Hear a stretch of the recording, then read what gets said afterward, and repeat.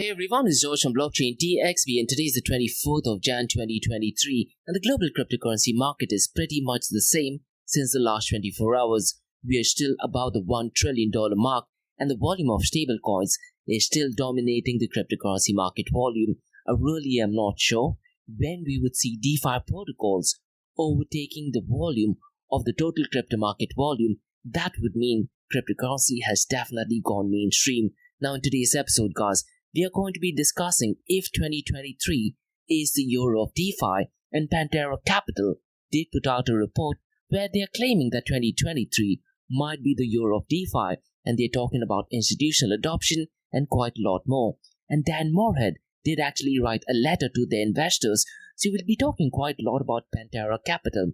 But listen guys, you need to remember when we talk about the total value locked in DeFi protocol did reach an all-time high on the 3rd of Jan 2022, and that time the total value locked was $402 billion.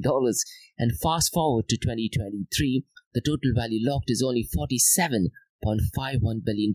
So DeFi definitely has a long way to go, but whenever there is a problem, there is an opportunity. And because currently we are in a bear market right now, it makes perfect sense to go ahead and build things, especially in the DeFi world. Now regarding Dogecoin, we do have some really interesting news, and could it be possible that Dogecoin could be heading towards the moon? We're definitely going to discuss that. Now one major news that is circulating in the blockchain world is regarding Cardano, and looks like they temporarily halted the block producing, but unlike Solana blockchain, the network did not go down and no network was restarted. So there are two ways of looking at it. Cardano blockchain did suffer an anomaly, but the other way of looking at it is, despite the anomaly, the blockchain did continue to produce block, and overall the blockchain protocol did not suffer any outage as such. So definitely brilliant news. Now listen guys, every Mondays, Glassnodes and CoinShares, they tend to provide a weekly insight and a weekly report. So in today's episode, I'm very briefly going to touch base on Glassnodes report. It is extremely technical. So what I did, I copy pasted the entire thing in ChatGPT and I asked them to give me a summary of it. So in this episode, I'm only going to read out the summary of Glassnode, and I'm going to be discussing CoinShares weekly blog because they tend to provide a weekly snapshot of what has happened last week. And in today's episode, we're going to be discussing what they have to say regarding US, Europe, and even Hong Kong. Definitely check it out. Now, like we do in every Crypto and Coffee Date podcast, we're going to be covering two news from UAE, and both the news are something which I've covered in the month of January, and both the news are events taking place in the month of February. And the first event is called as Metaverse, the Hype Reality and New World Order. Both the events are done by me at Blockchain DXB, and the second one is special hour analysis on Bitcoin. Now listen guys, both these events take place on the 3rd of February. So in today's episode, I'm going to go ahead and explain what is it that you can expect at those sessions. So let's kickstart today's episode. Welcome to the Crypto and Coffee Date, the daily podcast that keeps you up to date on all latest developments in the world of cryptocurrencies, blockchain, and NFTs. Join us Monday to Friday as you kick off your day with a cup of coffee and a deep dive into the exciting and rapidly evolving world of digital assets. We'll cover the latest news and trends in the cryptocurrency and blockchain space, as well as delve into the growing world of NFTs or non-fungible tokens and Metaverse. Plus, we'll keep you updated on the latest developments from Dubai, UAE, and the wider Middle East region. Whether you're a seasoned crypto enthusiast or just getting started, Crypto and Coffee Date has something for you. Our expert host will provide insight and analysis on the most important topics in the industry and help you stay up to date on the latest developments. We'll bring you interviews with leading figures in the crypto and blockchain space and explore the ways in which these technologies are changing the world around us, from the impact on traditional financial systems to the potential for revolutionizing industries and transforming societies. We'll cover it all on Crypto and Coffee a Date. So tune in and join us for a daily dose of Crypto and Coffee a Date, and let's stay ahead of the curve together. We'll start your day off right with the most important news and insights from the world of cryptocurrency, blockchain, and the Metaverse, and help you navigate this exciting and rapidly evolving landscape. In Crypto and Coffee a Day, the daily podcast covers the latest developments in the world of cryptocurrency, blockchain, and the Metaverse. We'll also bring you updates on the latest news from Dubai, UAE, and wider Middle East region. This also includes a range of topics such as developments in the local and blockchain industry, including new projects and initiatives, regulatory updates, and policies related to cryptocurrency and blockchain in the region, local and regional events and conferences focused on crypto and blockchain, interviews with leading figures in Dubai, UAE and Middle East crypto and blockchain community, coverage of any significant news or events related to cryptocurrency and blockchain in the region. By covering these local and regional developments, in addition to the wider world of cryptocurrency and blockchain, Crypto and Coffee at 8 aims to provide a comprehensive overview of the industry and its impact on the Dubai, UAE and Middle East region. Now before we kickstart today's episode, I have an important message, so check this out. Firstly guys, Startup OI is global one tech platform for tech. It offers global high-paying tech jobs with flexibility in working time and location, global free tech events and tech networks to connect with global like-minded engineers. A brilliant platform to listen to the tech experts in Metaverse and to grab their insights. Now listen, all you have to do is download the app Startup OI. If you're using an Android version, go to Google Store and App Store for iOS devices. Alternatively, you can also click on the show notes below to download Startup OI. Next, guys, listen, if you're into fitness, if you're into adventure, if you want to do something wild but still want to keep your health in check, there is a new podcast in town, a podcast focusing on obstacle course race in the Middle East. The podcast is called Rise in the Obstacle Course Race, and Rise in the Obstacle Course Race podcast is a peer-to-peer community-driven podcast where they talk all about obstacle course race in the Middle East, from Sandstorm to Spartan Race, from Tough Mudder to Desert Warrior Challenge, and also the Government Gov Games, and quite a lot more. The podcast has interviews with athletes locally and internationally to get inside scoop on how athletes prepare for obstacle course race. In the podcast, they also talk about interesting stories on why they are motivated to do obstacle course race. And that's not all. They also plan to release 7 NFTs. And these NFTs are no ordinary. These NFTs will represent every emirate in the UAE. And listen guys, these NFTs are going to be absolutely massive. So do one thing, go to Spotify, go to iTunes, go to any leading podcasting platform and search for Rise in the Obstacle Course Race podcast. And finally guys, not your keys, not your crypto. If you have dabbled with cryptocurrencies and now are seriously getting to protect your cryptocurrencies, there is no better way to protect it by using a hardware wallet. And this is where Ledger Wallet kicks in. And Ledger Wallets are hardware cryptocurrency wallets made by Ledger, a company headquartered in Paris, France. And Ledger's hardware wallets are multi-currency wallets that are used to store private keys for cryptocurrencies offline. And Ledger offers 2 hardware wallets, the Ledger Nano and Ledger Nano X wallets. They are world-class experts with extensive crypto security backgrounds. They continuously look for vulnerabilities in Ledger products in a constant effort to improve the level of security. Now, in today's world, securing these digital assets is a critical challenge, and this is where Ledger kicks in. So click the link below to buy your hardware wallet and support this podcast. It is a brilliant way to support this podcast. So what are you waiting for?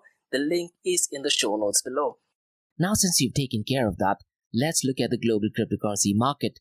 The global crypto market is at $1.5 trillion. Since the last 24 hours, it is marginally up by 0.10%. We are still way far off from the all-time high. The global cryptocurrency market at one point of time was on the verge of touching the $3 trillion mark. Listen guys, only the market cap of Bitcoin at one point of time was $1.3 trillion. Now that thing being said, the total crypto market volume of the last 24 hours is marginally up by 5.83%, and it is currently at $56.56 billion. The volume on DeFi is at $4.94 billion, and the total value locked is $45.25 billion. And in today's episode, we are going to be discussing what Pantera Capital feels regarding DeFi, and Lido is still dominating the DeFi world with 17.28%, and $8.21 billion is locked in its protocol. And as of today, guys, the volume of DeFi accounts for 8.74% of the total crypto market 24-hour volume. Now look, guys, since January, one trend which I've been observing is that the volume percentage of DeFi protocols is gradually increasing, which is definitely good. I really am hoping that this trend continues, particularly in 2023. And MakerDAO protocol has $7.22 billion locked in its protocol. Aave is at $6.46 billion, Core Finance at $4.57 billion, and Convex Finance at $4.12 billion.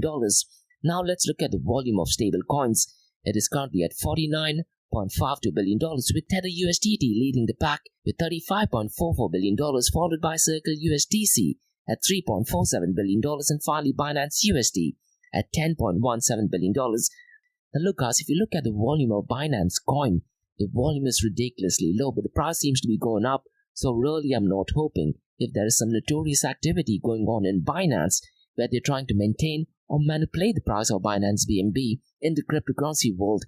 Absolutely anything can happen. Now going back to stablecoins do account for 87.56% of the total crypto market 24-hour volume. Now let's look at the market share, 24-hour trading volume, and dominance between Bitcoin and Ethereum. Bitcoin's market share is at $441 billion, whereas Ethereum's market cap is well below the 50% mark of Bitcoin's market cap at $198 billion. The 24-hour trading volume of Ethereum is $8.5 billion, whereas Bitcoin is at $27 billion, so almost 3 times of Ethereum's 24-hour trading volume. The dominance of Bitcoin is 42.05% and Ethereum is 18.90%. Now guys, today I'm going to be looking at the total value of assets in decentralized apps, smart contract, and in yesterday's podcast on the 23rd, we looked at the total amount of incoming value to dApps smart contracts. So today we have some different metrics. Now listen guys, Ethereum is still dominating, and as of today the total value of assets for ETH2 deposit contract is $26.4 billion, followed by Polygon proof of stake bridge $3.87 billion.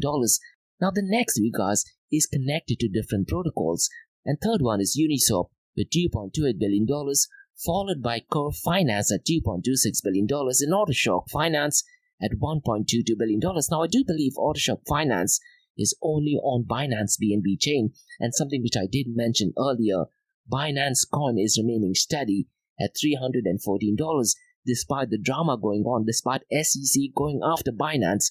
The price is relatively the same, but if you look at the volume is ridiculously low, and this would only mean in the back end there is a very high possibility that someone is trying to manipulate the price in order to remain consistent. I'm hoping I'm 100% wrong. Now that thing being said, the price of Binance coin is $314. Since the last 24 hours, it is marginally up by 2.84%. Since the last 7 days, it is up by 4.45%. The king of all kings, that is Bitcoin, is currently at $22,933. Now since the last 24 hours, it is up by 0.21%. Since the last 7 days, it is up by 8.29%. Ethereum is currently at $1,626. Since the last 24 hours though, it is down by 0.66%. And since the last 7 days, it is marginally up by 3.86%. Now regarding Ethereum guys, there is some news circulating right now that the Shanghai upgrade date might be postponed, so I really am not sure what the status for that is. I'll try to research more, and in the next coming days or probably in the next following weeks, I'll definitely go ahead and update what the status on the Ethereum Shanghai upgrade is.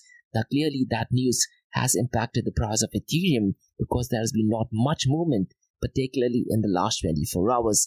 Now listen guys, in 2023, the volume of DeFi is gradually improving, and venture capital firm Pantera Capital did put up a report called as 2023 Crypto Forecast, and they are saying that future is in DeFi. If you read through the report, they are focusing on 3 core areas, that is transaction fees, liquidity, and usability. And this report is written by Dan Morehead. He's quite active in Twitter, and he does do quite a lot of podcasts as well. So go to CoinDesk and read through the report. They do have some really interesting points. And Pantera Capital, a crypto-focused venture capital firm, is forecasting that the future of crypto market is in decentralized finance or DeFi.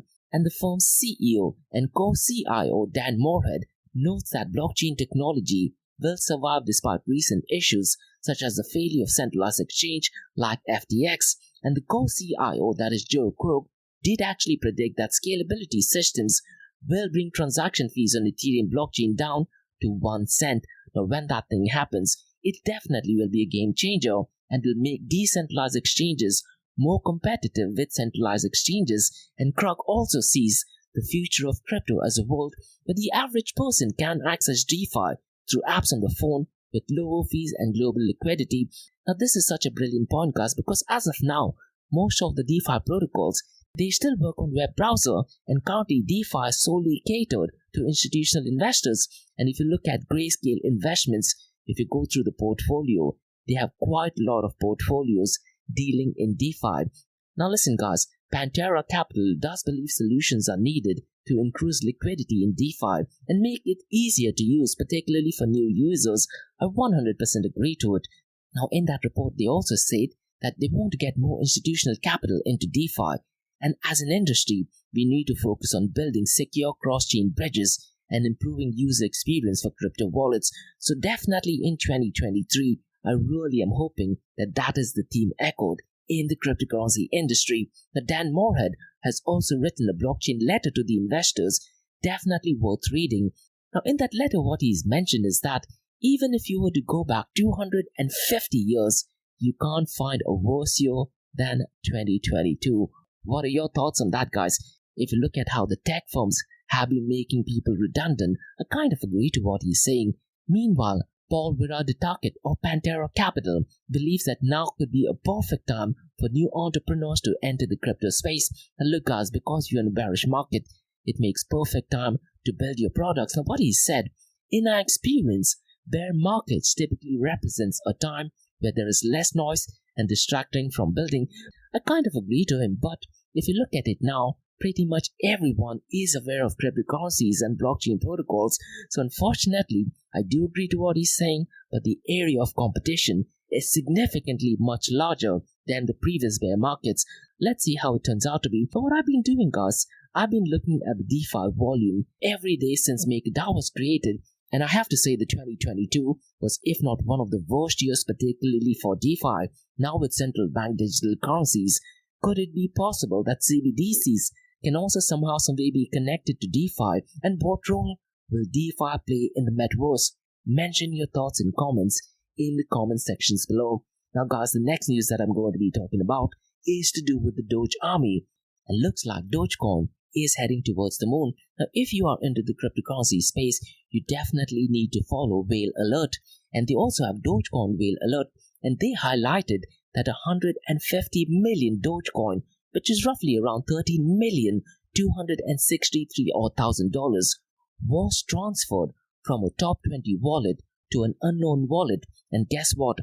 The fees that they paid was only 12 cents. Now listen, guys, you can check these transactions and validate these transactions using the Explorer. And this is the power of open source and publicly verifiable, which I've often mentioned on my podcast, are the pillars to open blockchain. And according to Whale Alert, whales packed more than 500 million Dogecoin over the past 2 days, and the tracker revealed that the largest holder of Dogecoin also partook in the accumulation and bagged almost 165 million Dogecoins. It does mean that there is centralization of Doge among selected individuals. But what they've mentioned in that report is a top 20 whale also transferred 150 million Dogecoin worth more than $13 million in the last 24 hours. Now, could it be possible that they are going to be investing these funds in probably Metaverse? Because last week in my Crypto and Coffee a Day podcast, I did talk about a similar news with another meme coin competitor, that is Shiba Inu.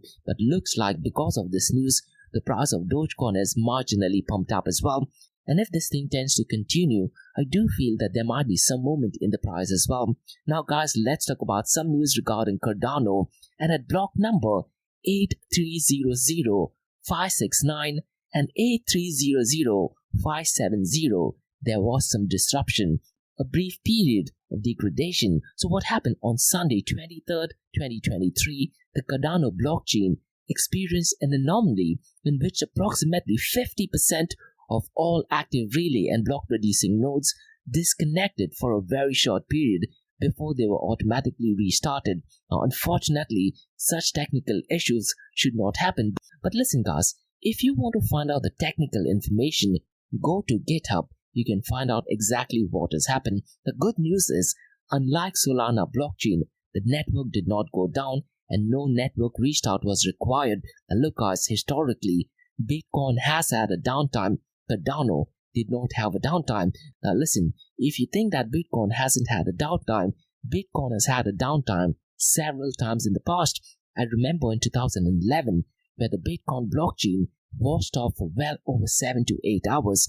So Cardano community is definitely looking at it as a positive sign, and if you follow Charles Hoskinson on Twitter, you definitely need to follow his tweets. He did go live on YouTube a couple of times, and it did actually explain that despite the disconnection, the blockchain did actually prove what it is supposed to do. So definitely brilliant news for Cardano. Now guys, let's talk about two technical news, and the first news is about Glassnodes. And Glassnodes, they tend to provide a weekly insight every Monday, and this time it says an opportunity or a trap, and they discuss the increased motivation for holders and miners to take exit liquidity, especially after the prolonged and painful bear of 2022. And look guys, if you're a technical nerd and like to look at graphs, I definitely recommend you to subscribe to the paid channel because it does provide quite a lot of technical details. I particularly don't like graphs, so what I did is I copy-pasted that into ChatGPT and I asked them to give out the summary. So essentially, in summary, the recent market rally in BTC prices have surprised many investors and has led to a shift in behavior among market manipulation. Short-term holders and miners have been motivated to take exit liquidity and secure profits, while long-term holders have been more resilient, holding on to the coins and pushing to new heights. The article also discusses how the recent shift in profitability plays a role in changing the behavior patterns of market participants. And look guys, this clearly depends on when you have gotten into the Bitcoin game. If you're an OG into the Bitcoin game, you would know how the price reacts. Let's say if you bought Bitcoin at its all-time high, you'll try to take as much as profit as much as possible. Now this report also looks at on-chain measures such as pricing models and percent supply and profit to assess the sustainability and the strength of the current market momentum. The article concludes that the market recovery may be underway and transitioning out of a bottom recovery phase back towards a healthier equilibrium between profit and losses. Now really I'm not sure if I agree to it, because if there is a massive collapse of digital currency group which has an impact on grayscale investments, I do feel we'll be ending in a catastrophic end in 2023. Now let's discuss CoinShares weekly report, and they tend to publish it via Medium. Now I particularly like CoinShares because they provide a very comprehensive snapshot, and they have discussed key details from US, Europe and Asia. Based on the report, it says that $37 million inflows were seen last week, although this was predominantly into short investment products, roughly 68%, and inflows were seen in Europe, most notably Germany and Switzerland with $14 million and $10 million respectively. And if you read through the report, it also says that Hong Kong saw outflows and 95% of inflows into US were into short Bitcoin products. Now does this give an indication of what the price would be in this week? I really am not sure, because historically when I look at these prices and try to compare what is happening in the coming weeks, often they don't tend to match, and that's one of the reasons guys I always say price predictions in the cryptocurrency world are 100% right 50% of the time. Now guys, let's discuss two news regarding UAE, and both the events are conducted by me, Blockchain DXB, and the first event is on the 3rd of February. It is called as Metaverse, the Hype Reality and New World Order, and I tend to do this session regarding Metaverse every month. This is a completely free event taking place from 11 a.m. to 12:30 p.m. Gulf Standard Time. Now you can register for this event at blockchaindxb.com or also go to eventbrite.com and look out for Metaverse event, the Hype Reality and New World Order. Now listen guys, this is a completely free event, and the whole idea is to educate the people on Metaverse, the hype around Metaverse, the reality and the New World Order. Now there is so much of hype regarding Metaverse. I really want to go ahead and make sure that you understand Metaverse and its impact, different institutions and companies joining on board, and we'll explore the expectation versus reality. What are the hardware and software limitations of Metaverse? And we'll also be looking at real-life use cases and post-COVID 2020. Are we in the New World Order? And will the US have a competitive edge in the Metaverse? And what steps can countries take in order to be an early adopter in the Metaverse? Now listen guys, Dubai already has a Dubai Metaverse strategy. So it looks like Dubai and UAE might just have a competitive advantage in the Metaverse. Now the session that takes place on the 3rd of Feb, I'll be exploring it into 3 parts. In part A, we'll be looking at the history of Metaverse. What exactly is the Metaverse? the hype of Metaverse, what are the hardware and software needed in the Metaverse. And listen guys, I do have a couple of series of episodes with members of Metaverse Standards Forum, so definitely check it out. We also discussed some of the projects in that, we also looked at the business use case, and we also discussed the importance of interoperability and standardization in the Metaverse. So do me a favor, check those episodes out.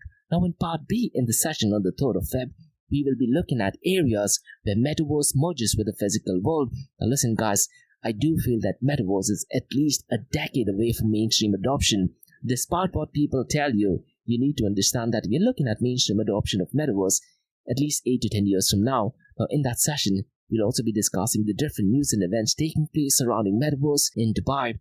We'll also go and explore blockchain in the Metaverse, and do we need blockchain in the Metaverse, and what blockchain platforms are connected in the Metaverse. Now listen guys, in my Metaverse Everything podcast, I usually tend to start off the podcast discussing the price of cryptocurrency and blockchain protocols that are connected to Metaverse. So on the session on the 3rd of Feb, we'll be discussing the top 5 Metaverse platforms, we'll look at the limitations of blockchain, we'll look at NFT's use case in the Metaverse, and artificial intelligence enabled in the Metaverse. And I do feel that we might add ChatGPT in the Metaverse as well. ChatGPT connected to voice avatar in the form of NFT will be an absolute game changer in the Metaverse, so we'll definitely go ahead and explore that as well. And in part C guys, we'll be looking at Dubai Metaverse strategy, the legal body governing Metaverse. And listen guys, Dubai also had a massive event at the Museum of Future, and I do have an interview with Richa Patel, and she was the one who conducted the Dubai Metaverse Assembly, so please check that episode out as well. Now, in the session on the 3rd of Feb, we'll also be looking at the Dubai Metaverse Assembly in detail, networking events, and quite a lot more. And remember guys, this session is completely free. If you do want to be part of it, or if you do want to sponsor this session, drop me an email to info@blockchaindxb.com. Now let's discuss the second news for today.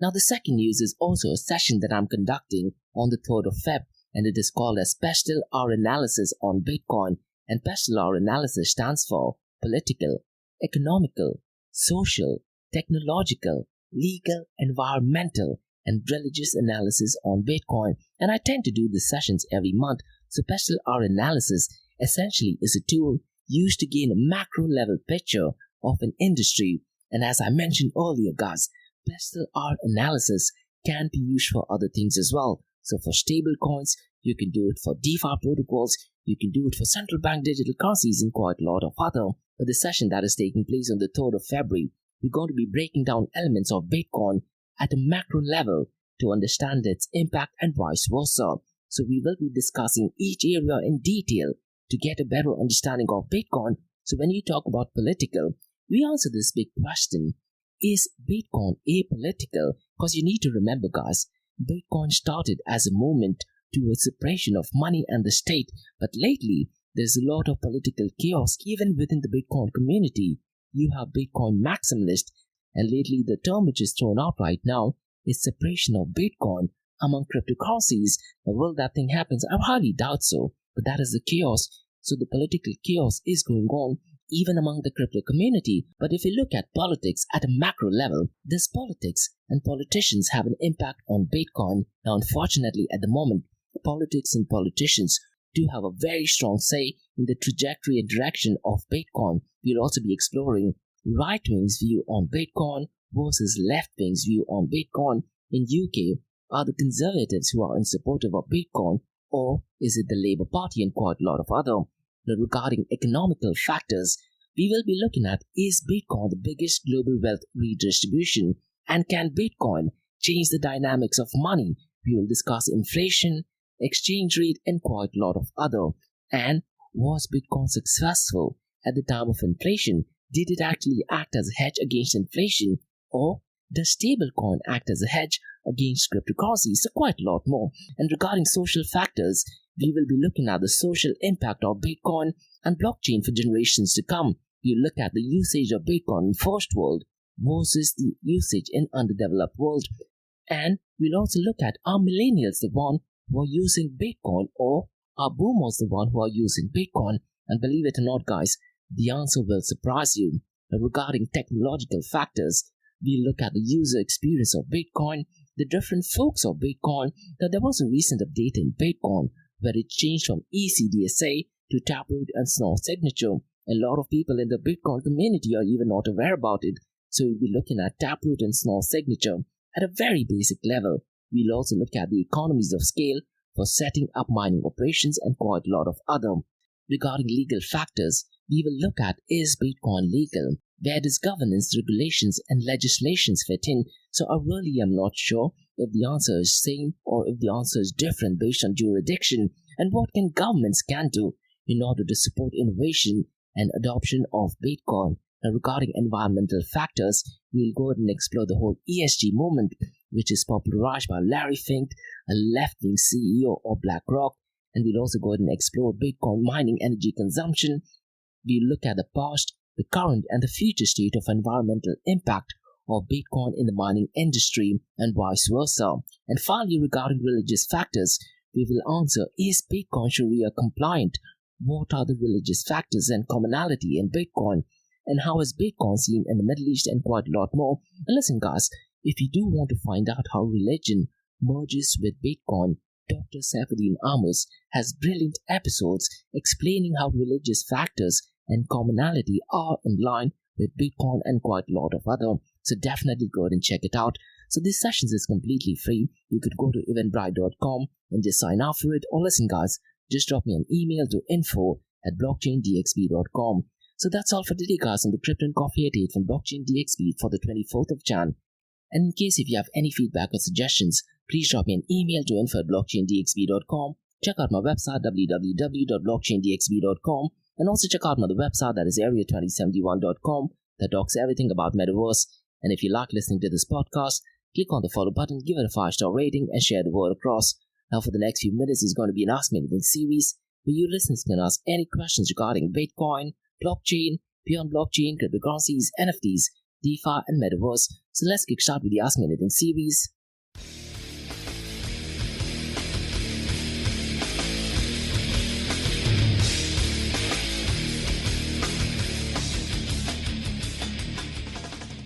Hey everyone, this is George from Blockchain DXB. You're listening to the Ask Me Anything series where you listeners can ask any questions regarding Bitcoin, blockchain, beyond blockchain, cryptocurrencies, NFTs, DeFi, and Metaverse. I have a question by Wayne who asks, what is the drama going on between Binance and SEC? Now Wayne, there was a drama a few days ago and CZ did actually tweet that FUD incoming. But fortunately or unfortunately, looks like that FUD was nothing to do with Binance as such, but SEC did have some drama with Binance, and this is going back to November or December, I believe. But the tweet that CZ did actually put out, luckily it wasn't to do with Binance, rather it was to do with the cryptocurrency exchange in Russia. But looks like Binance did actually help SEC in finding out what the notorious activity is going on. So it looks like the drama between Binance and SEC is not that bad. Now, I was anticipating that SEC is after Binance, and this is because Gary Gensler is the head of SEC, and he is notoriously known for being pals with Sam Bankman-Fried and the whole left-wing association. But looks like that drama has subsided. Now, as of now, Wayne, there's not much drama between Binance and SEC, but it's going to be really interesting to see how the world develops. Because look, when I'm looking at Binance volume, I really am not liking it. Because look, Wayne, if you look at the volume of Binance BNB chain, the volume is ridiculously low, so I wouldn't be surprised if there is some really strong market manipulation going wrong. I really am hoping I'm 100% wrong, because if Binance were to go belly up, I just think that it might be the end of cryptocurrencies. At this point of time, beyond Binance, I do think Tether USDT have the capability to bring down the entire crypto market to zero. Now, will that thing happen? I really am hoping that does nothing happen, but in the cryptocurrency world, you never say never. And in my Ask Me Anything series, someone did actually ask me a few months ago if Binance is actually bigger than Bitcoin. And unfortunately, Wayne, at this point of time, Binance just might be bigger than Bitcoin. They've been making partnership left and right. And at the moment, they are number 3rd so far as cryptocurrency is concerned. And they also have stable coins. Now, Wayne, I did talk about in September that Binance did have some drama with Circle USDC. And one trend which I've been observing ever since the drama, the volume of Circle USDC has been going down, and Binance stablecoin, that is Binance USD, has been going up. it is unlikely that all of these things are organic. I very strongly feel that there is some notorious activity going on at a macro level. Now, I really am not sure if this thing is unveiled, if it has a drastic impact on Binance. I'm hoping that's not the case because it will be absolutely dramatic. Now, that thing being said, Binance 2022 did have a brilliant year and they were making partnerships left and right. And in 2023, they started off the year with making some partnership. And earlier in the year, they also bought, I believe, roughly around $500 million worth of Binance BNB tokens. So Binance future definitely looks good. But regarding the drama, looks like there was a bit of FUD going on, which was in hindsight created by CZ itself. But as of now, looks like everything is solved. And I'm really hoping, Brain, that something notorious is not found out in the world of Binance, because the impact it'll have will be absolutely devastating. And Dr. Nouriel Roubini, he did actually warn that Binance is as worse or maybe worse than Sam Bankman-Fried. Now, there was a massive event in Abu Dhabi, and Dr. Nouriel Roubini did actually heavily criticize CZ. Now look, you might not like Dr. Nouriel Roubini, but he's a straight-up guy, and he did mention about Sam Bankman-Fried, and he did mention about Celsius Network as well, and looks like whatever he says does actually turn out to be true. He did mention about Sam Bankman-Fried and quite a lot of others as well.